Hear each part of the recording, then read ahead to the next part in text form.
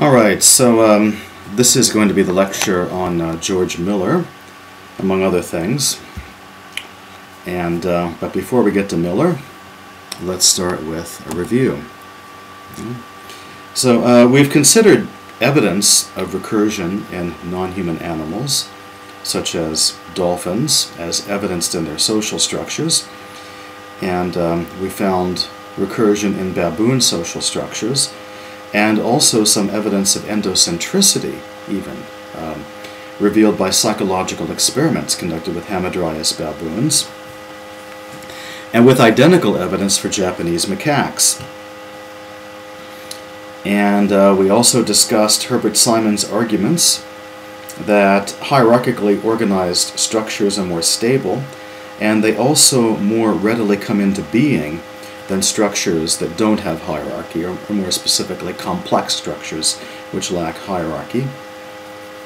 Now, does this mean that Hauser, Chomsky, and Fitch were incorrect when they hypothesized that merge is unique to language? In other words, that a recursive operation is unique to language. Rather, contra Hauser et al., could language be utilizing a principle that was originally designed for social cognition?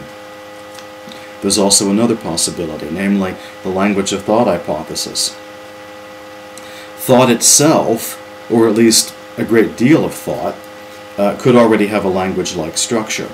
And if that's the case, then the only human innovation with regard to language would be that we use thought externally in communication, whereas other species don't.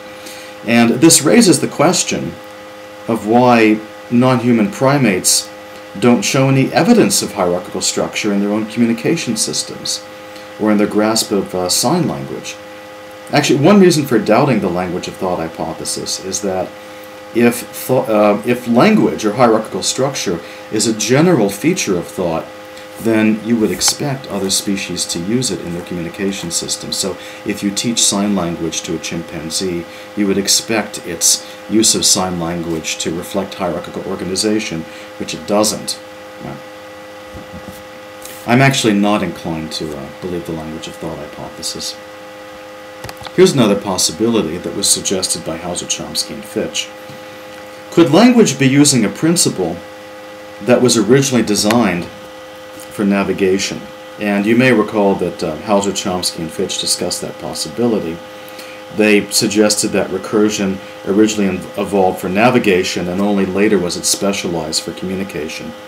Now, in 2005, the three authors wrote another paper together, Fitch, Hauser, and Chomsky, and it was in reply to Pinker and Jackendoff's article disputing them. Both articles appeared in the journal Cognition, the article by Pinker and Jackendoff, and also the article by Fitch, Hauser, and Chomsky. And in their second article, Fitch, Hauser, and Chomsky went into more detail as to how recursion plays a role in navigation, or how it might. And quoting from them, they remarked that, as an example of how recursion plausibly functions in spatial reasoning and navigation, consider such concepts as the hole in the tree, in the glade, by the stream. Evidently that's recursively structured. It exhibits hierarchical organization. Ask whether there's an obvious limit to such embedding within place concepts, in the forest, by the plain, between the mountains, in the north of the island. Thus, questions of current utility, while empirically addressable, offer little reason to conclude that either the broad language faculty or the narrow language faculty are useful only in communication. So as one possibility, Fitch, Hauser, and Chomsky are suggesting that recursion first evolved for navigation, and it later was used as a Franklin in a communication system, which we fondly know as language. Now, with regard to this hypothesis that language originally evolved for social cognition, and was later specialized for communication. You may recall an important point in the original article by Hauser, Chomsky, and Fitch with regard to recursion. It's a point that we really have not been emphasizing that much in the past couple of weeks, namely that the recursion is unbounded. There's no upper limit to it. That's why the merge operation might be crucial in explaining human counting, because the human counting ability, at least potentially when it's fully developed, is unbounded. The human being can grasp the integer series as a whole, or at the very least the human being can grasp that the integer series has no principled upper limit. This is in contrast to the counting abilities of other species, which are evidently limited. I mean, we've tried to teach monkeys and chimpanzees and apes generally how to count, and we've always found that they reach a limit at some point. The same with birds. That was me drinking some coffee. Occasionally I'm going to do that. And one hypothesis is that the reason humans exhibit unbounded counting is because we have language. Specifically, we have the computational part of language, which is recursive, and it's unbounded in its recursion. Now, recall discrete infinity, discussed by Hauser, Chomsky, and Fitch. One posits recursion in order to explain discrete infinity. But if the recursion is bounded, then there's no infinity. It's possible, for example, that bottlenose dolphins are using a mental template that allows for precisely 3 recursions and no more. I mean, as you may recall, the bottlenose dolphin social structures exhibit recursion, but only involving 3 levels. In other words, only involving 2 embeddings. And we don't see any more than that. And in the case of Hamadryas baboons, you only find 1 recursion. In other words, only 2 levels. If they are using a mental template, a finite template, of course, because the brain is finite, this would be like having a board in your head with 3 slots in it. And once those 3 slots are filled, there's no choice but to stop. So the mere presence of embedding does not mean that it's unbounded. And also note that this is consistent with Simon's observation about hierarchical structure being good design. You can have hierarchical structure, taking advantage of the design properties of such structure, but without having infinity. Language, human language, is evidently infinite. The recursion is unbounded.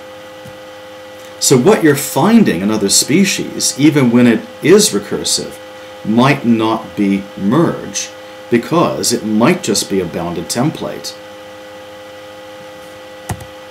Furthermore, the great variety which we observe in possible sentences and in possible social structures reflects not only a particular nature, a particulate nature, I'm referring back to Abler here, not only a particulate nature, it also reflects unboundedness. There's no principled limit to how recursively embedded a sentence or social structure can be. But at least on the face of it, this only appears to apply to human beings. One does not see this great range of variety in other species, in the social structures of other species, which is a reason to suspect that recursion may be limited in principle in such cases. So there's still an open question whether or not merge is uniquely human, given that one defines merge not only in terms of recursion, but also in terms of unboundedness.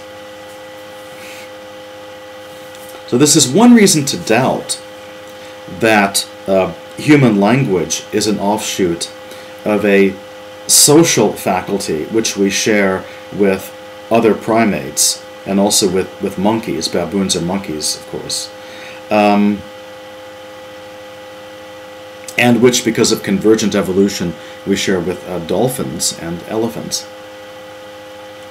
But you'll notice that when Hauser, Chomsky, and Fitch were suggesting that recursion in language is an application or offshoot of recursion in a navigational faculty, they were suggesting that this could account for the infinity of language, because there's no, apparently, for functional reasons, there's no upper bound to how recursive navigational cognition could be. You could be a very long way from home, and so you need a very highly recursively embedded mental representation of the path to get back to home, or the path to the food source. Okay. So there's still a possibility that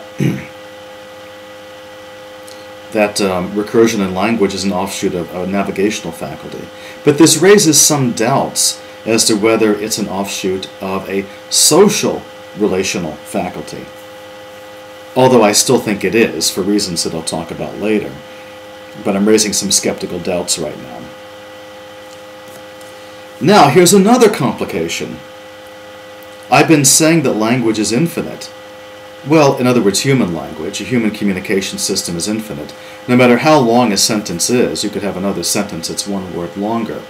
More generally, no matter how long a phrase is, you could always have another phrase that's one word longer.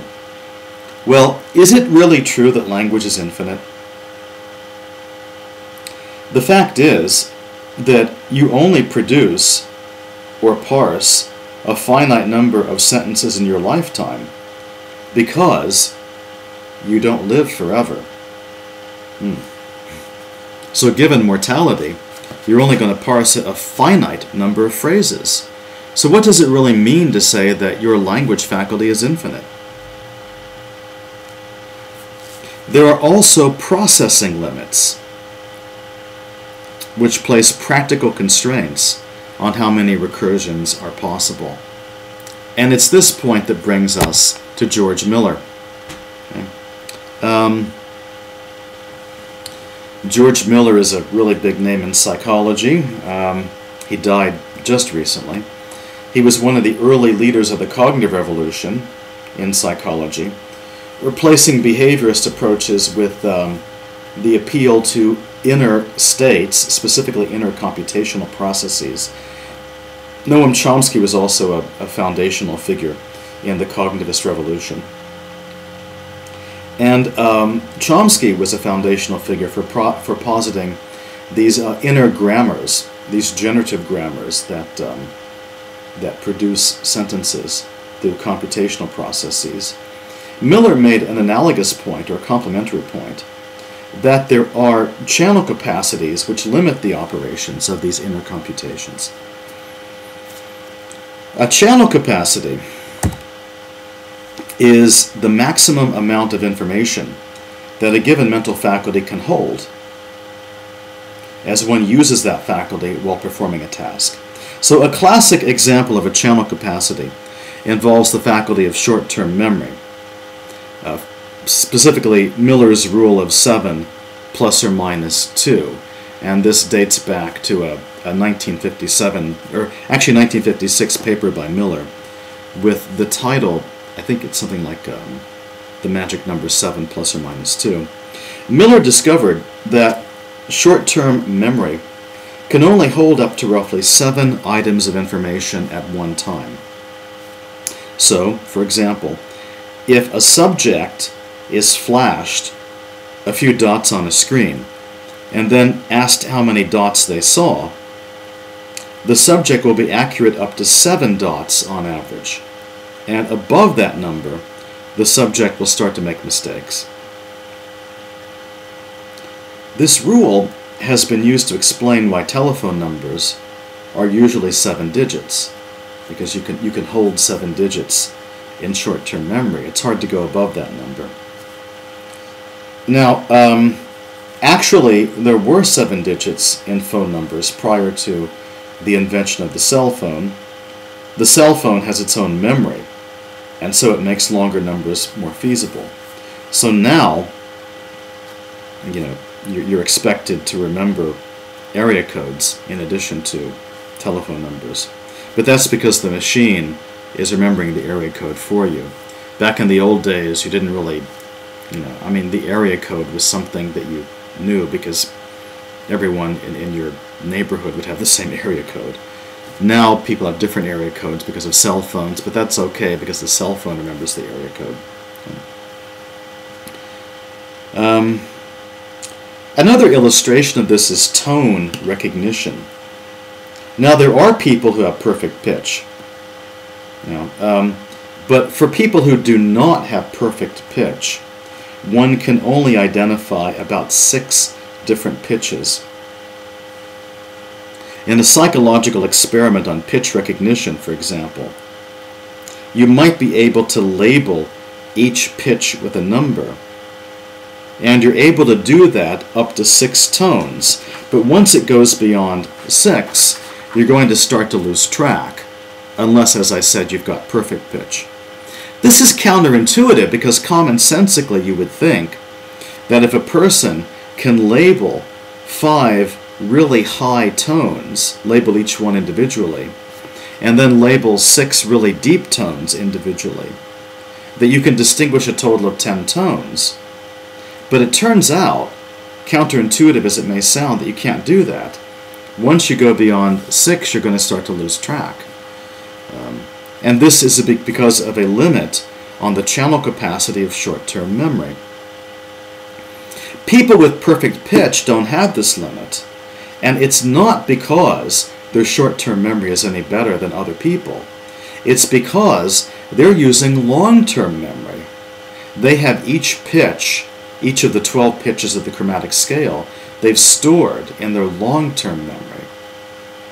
Right? So the short-term memory capacity or limitation doesn't affect them when it comes to pitches because they're using a different kind of memory to identify pitches. No. There are also processing limitations in language. And this is the point that Hauser, Chomsky, and Fitch were making in this passage from their article. There are many organism internal factors outside the narrow language faculty or outside the broad language faculty. And these factors impose practical limits on the usage of the system. So, for example, lung capacity imposes limits on the length of actual spoken sentences, whereas working memory imposes limits on the complexity of sentences if they are to be understandable. Now, the effective limitations on working memory is illustrated by Miller's example of subroutines. Suppose there's a machine which utilizes logarithms in performing calculations. So the machine is doing a calculation, and at one point in its calculation, the machine needs to know a logarithm. Now, there are 2 ways in which this could work. The machine could have a table of logarithms coded into it, and that would be long-term memory. The table would be long-term memory. Or the machine could calculate each logarithm when it needs it. In other words, the machine could stop in mid-calculation. It could then execute an algorithm for determining the required logarithm, and then, once it's got the logarithm, it could pick up where it left off, utilizing the logarithm. That would place a burden on short-term memory because the machine would have to remember where it left off while computing the logarithm. So there's a trade-off here between placing a burden on long-term memory, in other words, having a logarithmic table coded into the machine, versus placing a burden on short-term memory, which is having the machine remember where it left off in the superordinate algorithm, the superordinate calculation. Now, in a recursive subroutine, the superordinate routine and the subordinate routine are of the same type. In other words, one is interrupting a type of algorithm to execute the same type of algorithm. And one finds this sort of thing in language, which is as good an illustration as any, right? So consider the dog who had dug there had been growling.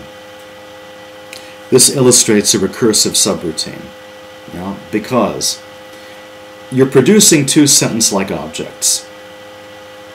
The whole thing is a sentence. The dog who had dug there had been growling. That's a sentence, obviously. But notice that the subclause, who had dug there, is also sentence-like. It has a subject.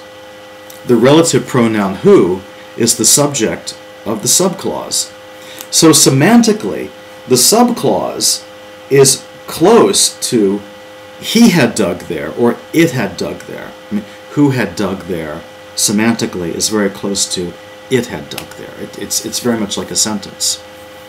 In producing this sentence, the big sentence, you start by executing an algorithm for producing a sentence.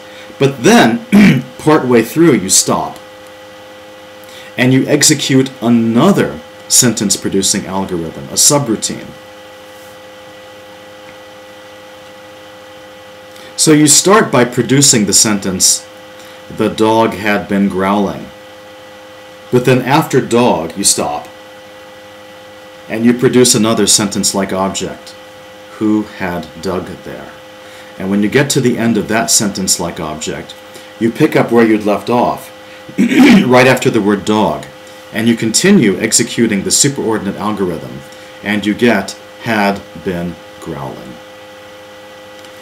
So, only after completing the subroutine does the system pick up where it left off and finish the first algorithm.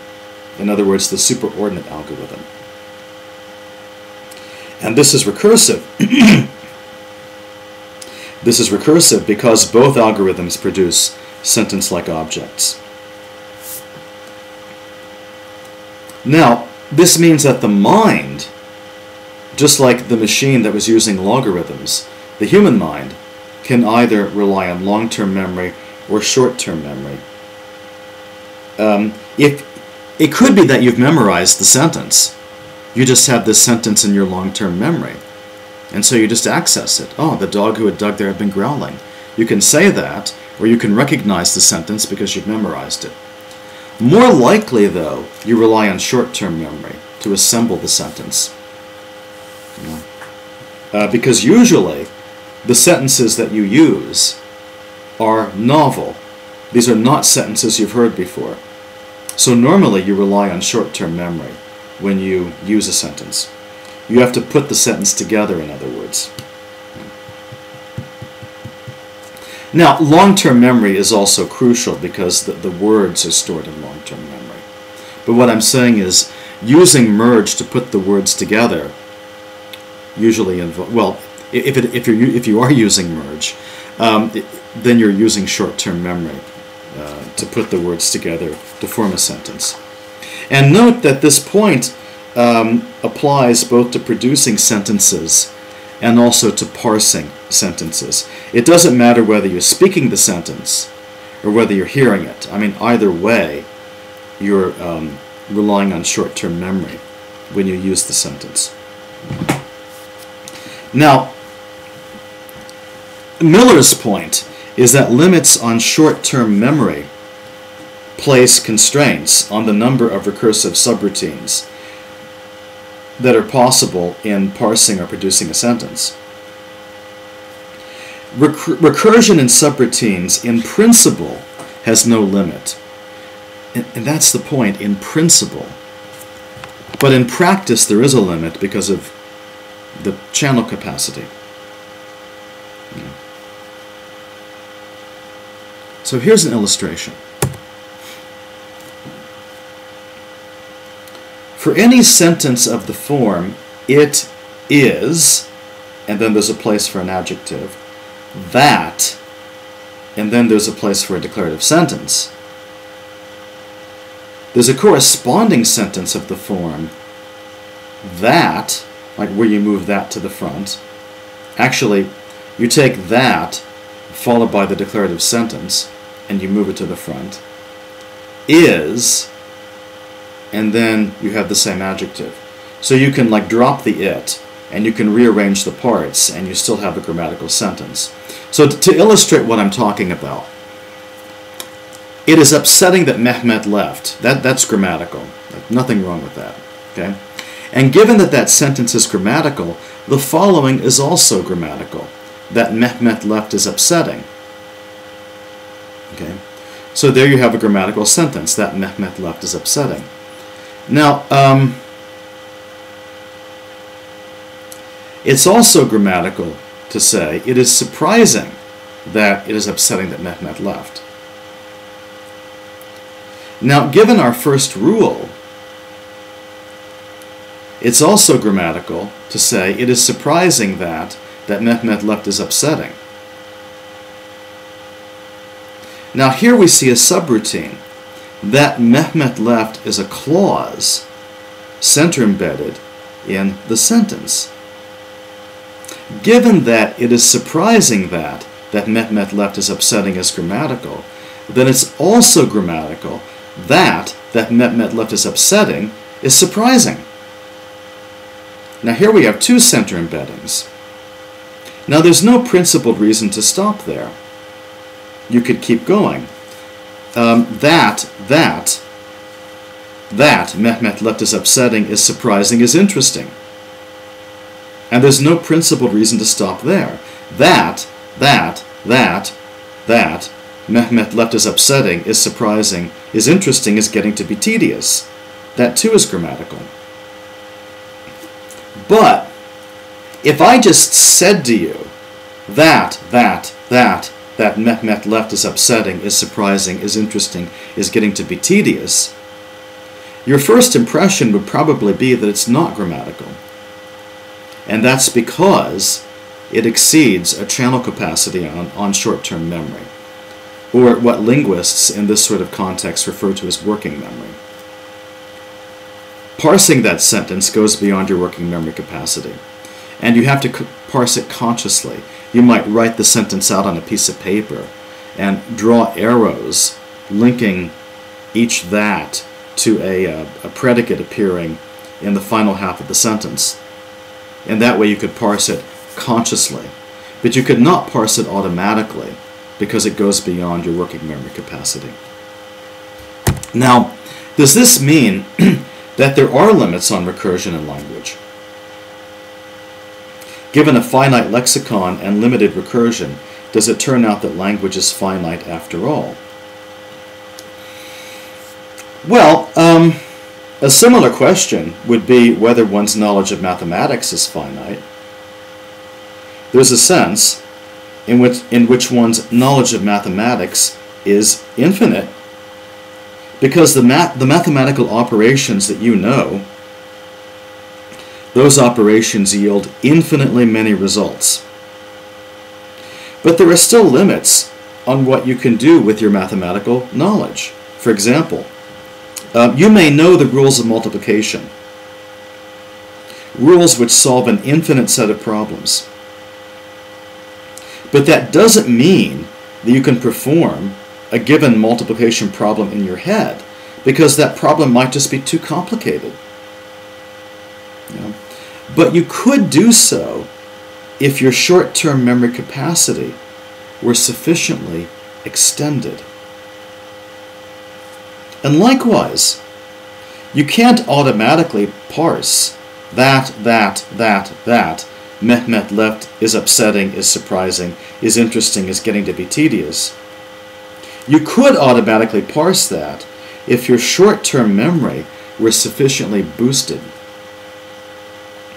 If it were boosted enough, you could keep track of each that and link it to the right verb phrase.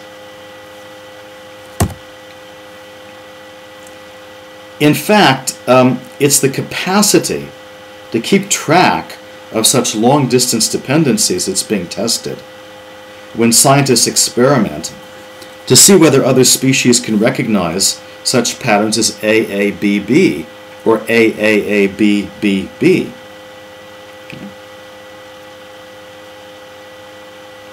So you'll notice that it's not recursion.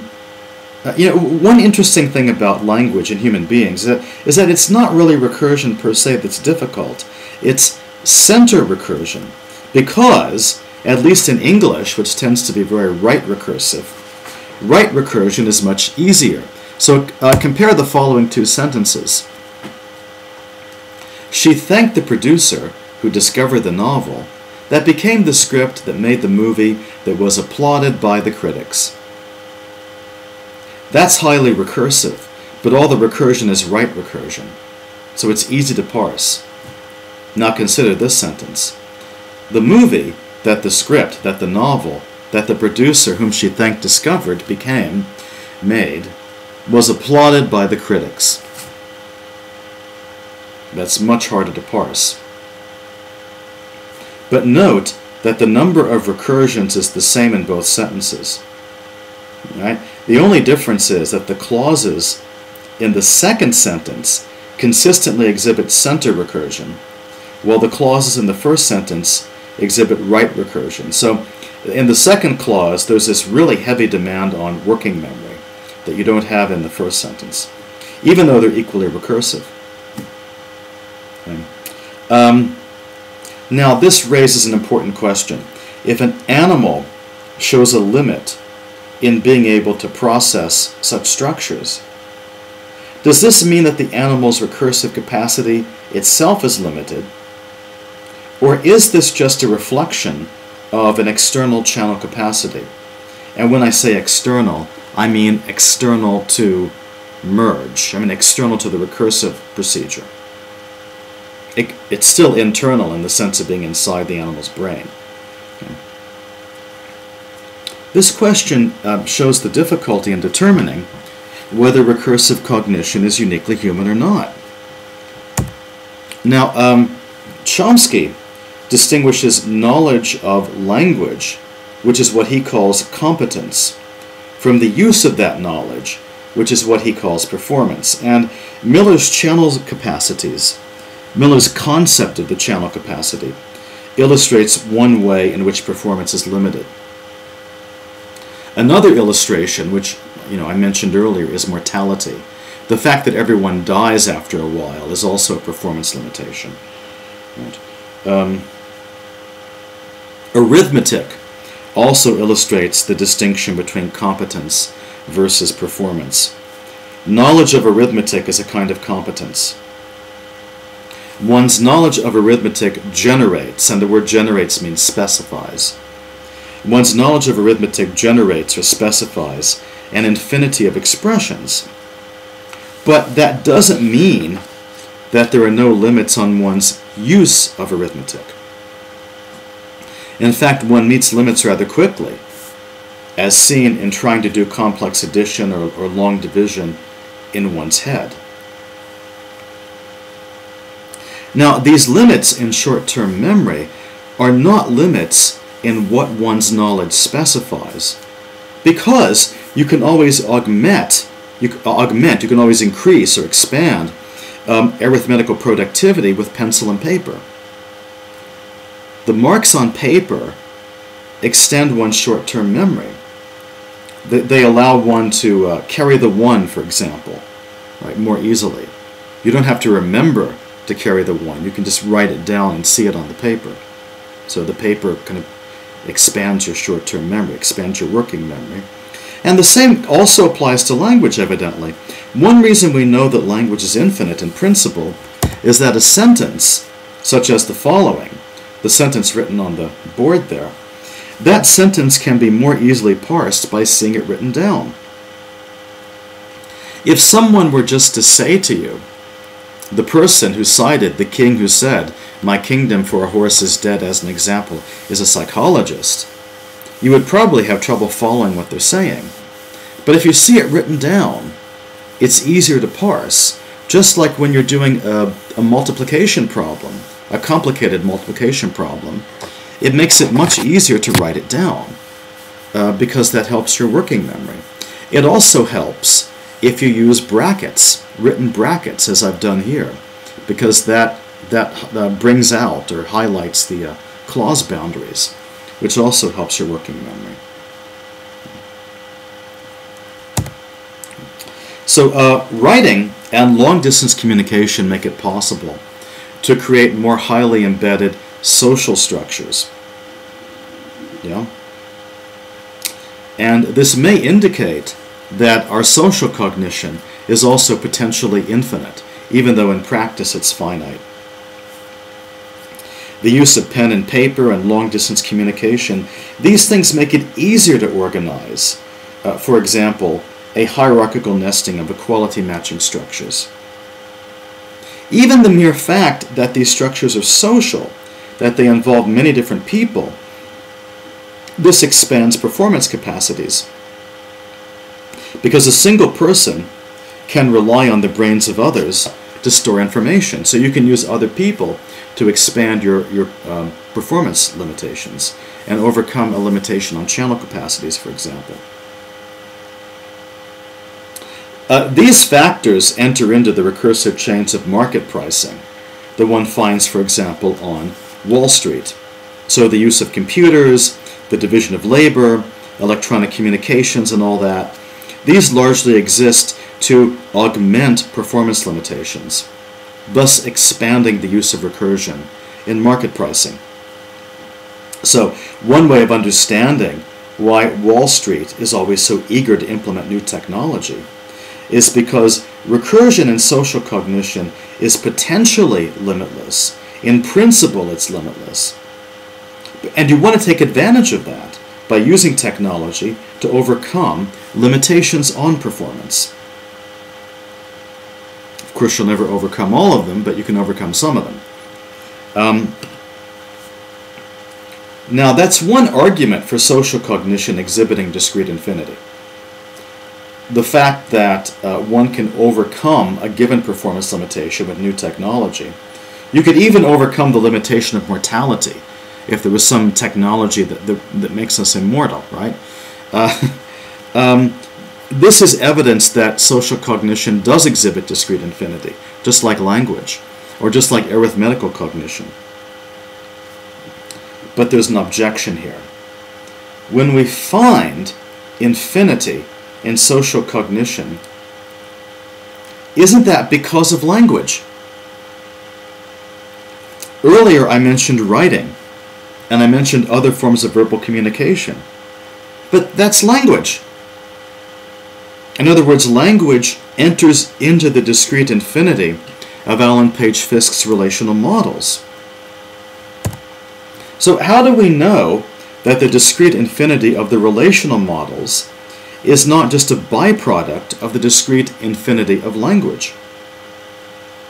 Maybe we're able to embed an implementation of a relational model within an implementation of another model because language makes it possible for us to describe this embedding. Now, that would be consistent with Chomsky's view that language expands human cognition. And this could just be an illustration of it. Maybe the reason we have discrete infinity in human social cognition and not baboon social cognition is because humans use language and baboons don't. Maybe that's what it is. That's what Chomsky would say. That raises a question. What can one do to supplement the channel capacities of other species to see if they can continue to expand their recursive performance? And I wish I knew the answer. I don't know.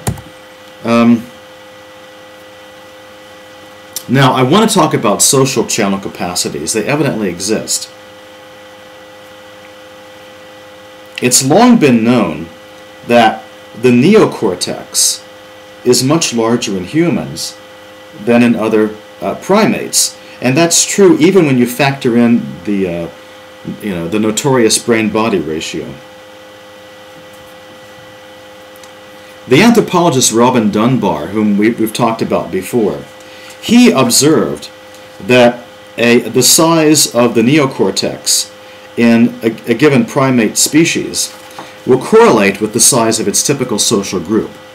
The larger the group for that species, the larger the neocortex for that species. And Dunbar hypothesized that the neocortex grows larger in order to handle social complexities.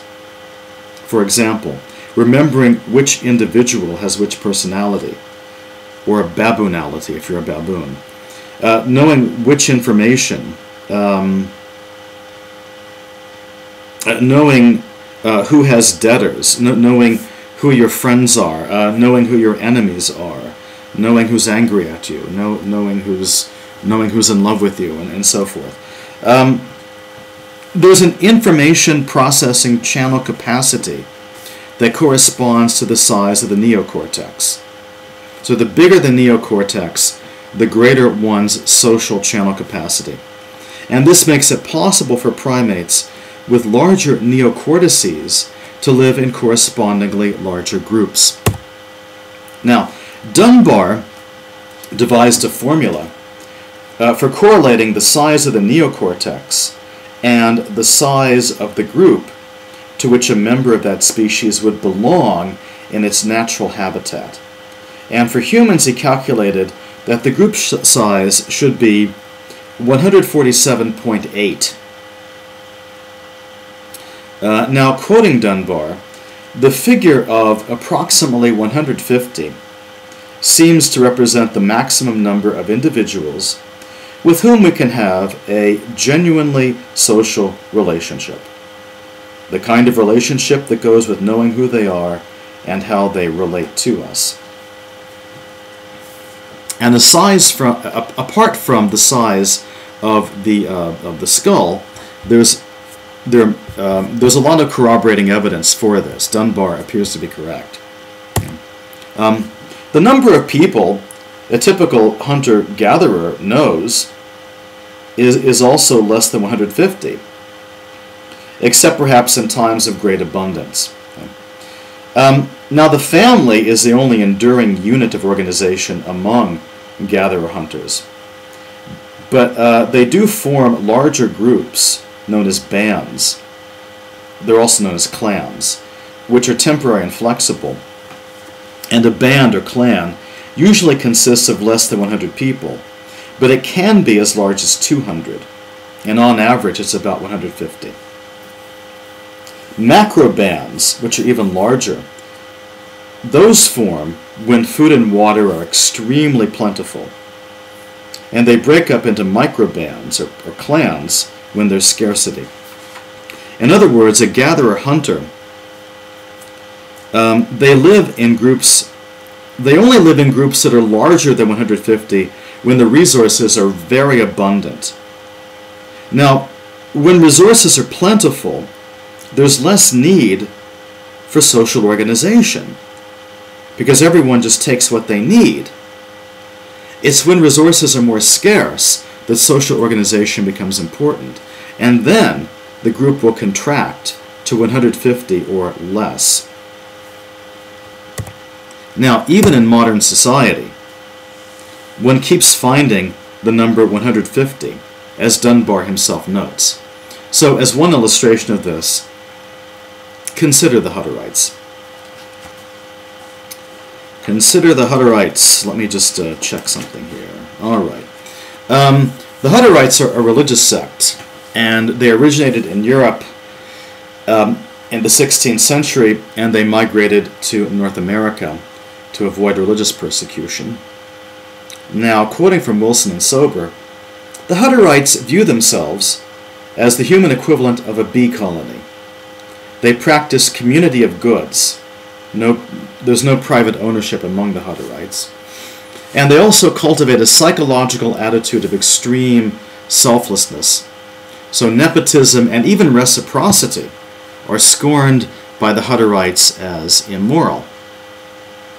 Giving must be without regard to relatedness and with no expectation of return.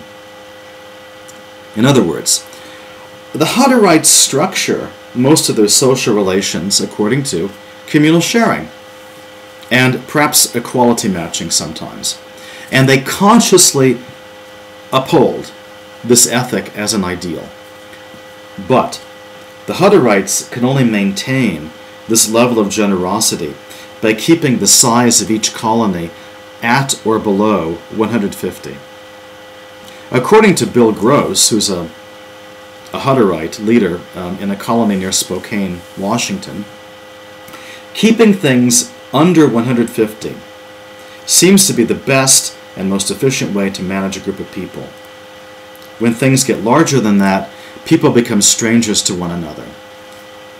If you get too large, you don't have enough work in common. You don't have enough things in common.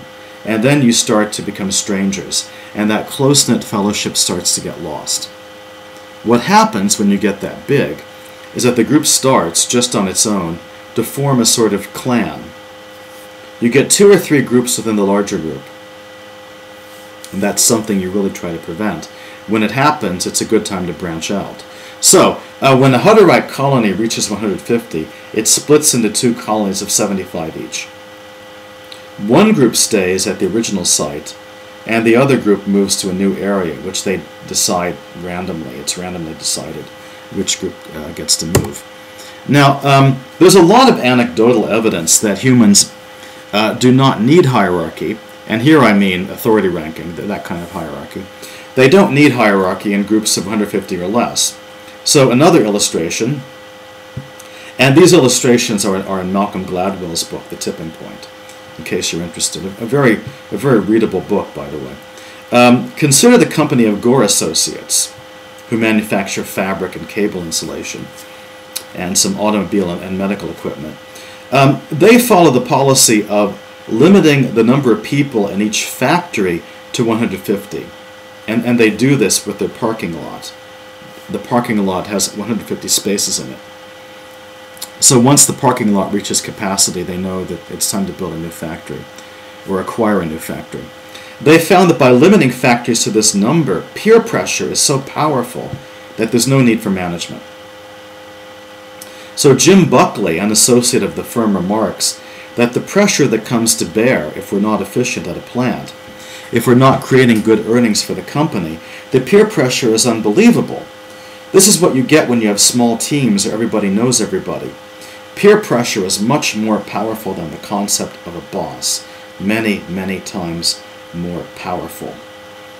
And one reason why I've always been, not always, but one reason why I'm curious about the political structure of this tiny college in California called Deep Springs is because it's very, very small. Less than 150 people, including administration, staff, students, and faculty. And it's also very democratic with virtually no top-down management. And I think they're able to keep that going because they're so small. And not all the evidence is anecdotal. There's controlled evidence as well. That in terms of knowing other people and feeling comfortable approaching people to ask for a favor, the group needs to be 150 or less. No. Dunbar, who you see here admiring a skull, Dunbar's work supports what's known as the social brain hypothesis, according to which the large brain of primates evolved to meet the processing demands of complex social systems. And the large neocortices of elephants and toothed whales evidently evolved for the same purpose. And this is an example of convergent evolution. Now, all of this is consistent with the view that recursion initially evolved to help the individual more efficiently process social information. And, according to the same hypothesis, it was later specialized into a communication system. That's not actually Dunbar's hypothesis. That's the hypothesis of Cheney and Seyfarth.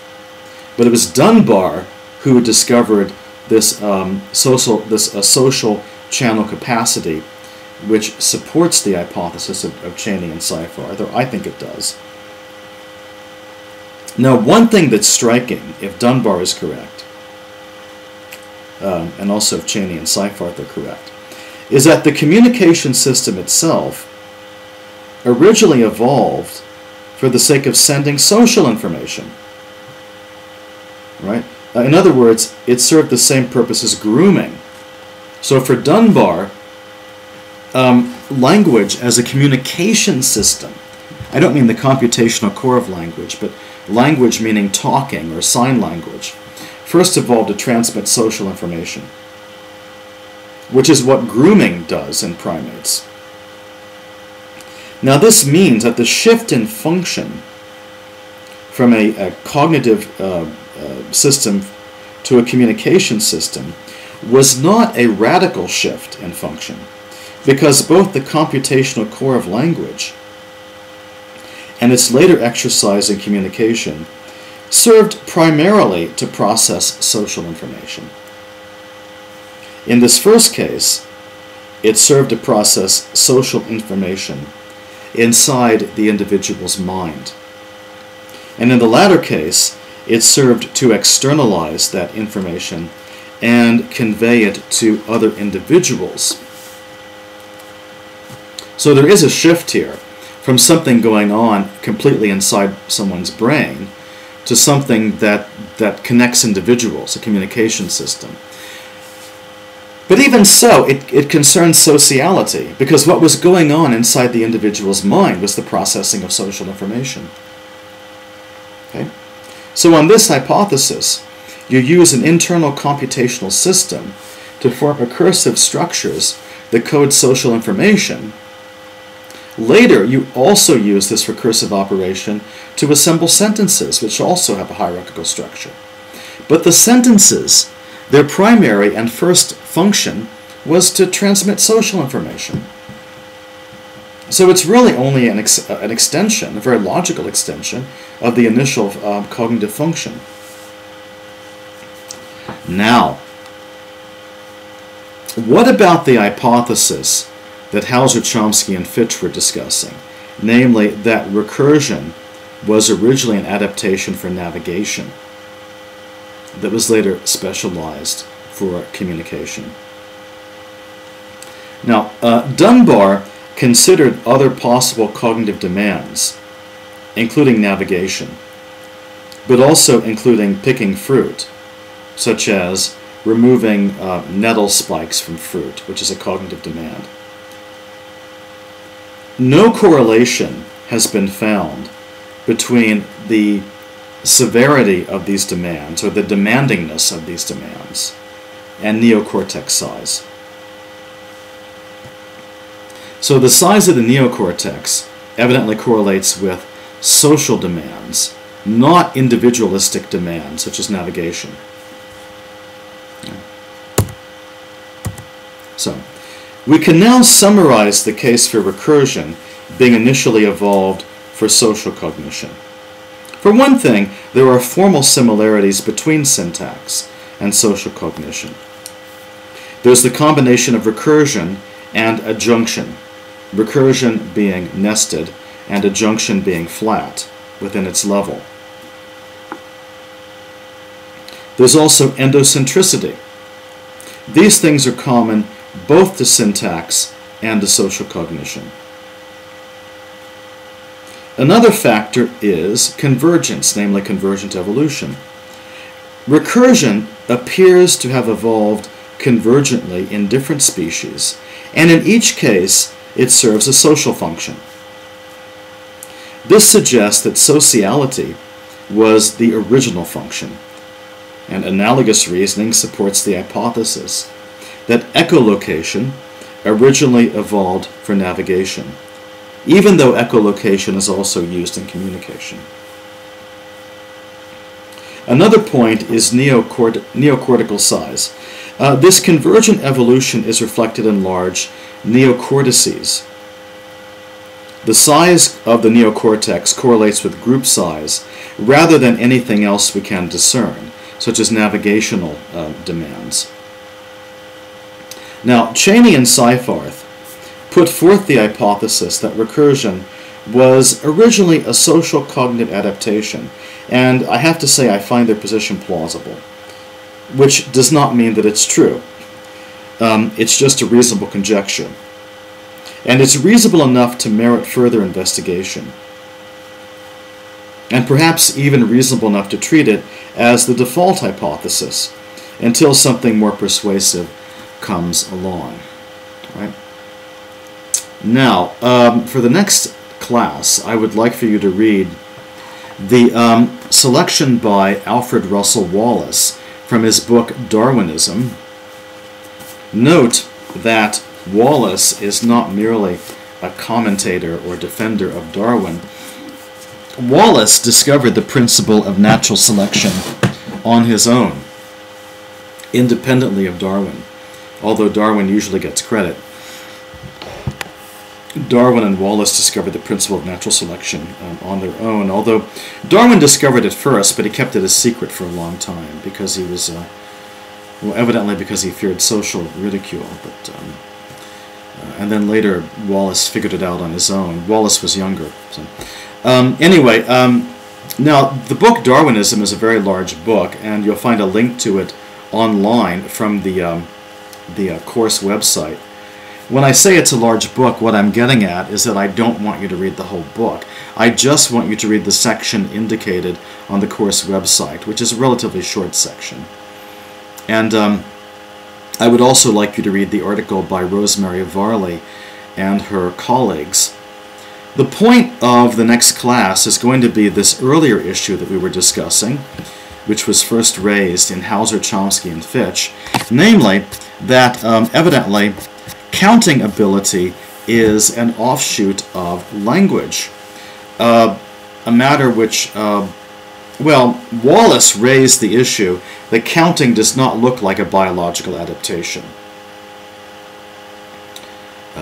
which suggested to Chomsky that it's an offshoot of language, which was tested by an experiment conducted by Varley and her colleagues, an experiment with a rather funny result. I say funny because it's an equivocal result. It's not quite, the significance of the result is not quite clear. So please read that stuff for next week. And until then, bye.